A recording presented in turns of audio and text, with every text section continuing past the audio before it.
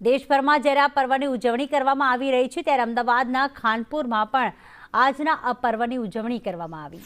શહેર ભાજપ પ્રમુખ પ્રેરક શાહે સ્વતંત્ર દિવસની ઉજવણી કરી સ્વદેશી વસ્તુઓ અપનાવવા માટે દેશવાસીઓને અપીલ કરી છે।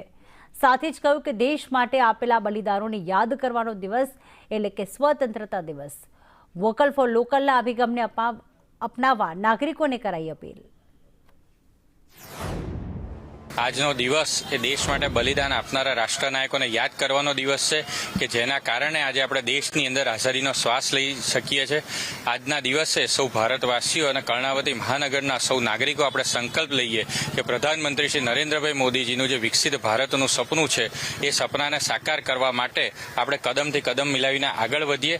સાથે સાથે વોકલ ફોર લોકલ એટલે કે સ્વદેશી વસ્તુઓ અને સ્વચ્છતા આ બંને વસ્તુના આપણે આગ્રહી બનીને શક્ય હોય ત્યાં સુધી સ્વદેશી વસ્તુઓનો ઉપયોગ કરીએ। આ જ સંકલ્પના સાથે ફરી વખત આપના માધ્યમથી સમગ્ર કર્ણાવતી મહાનગરની જનતાને સ્વાતંત્ર્ય પર્વની ખૂબ ખૂબ શુભેચ્છાઓ।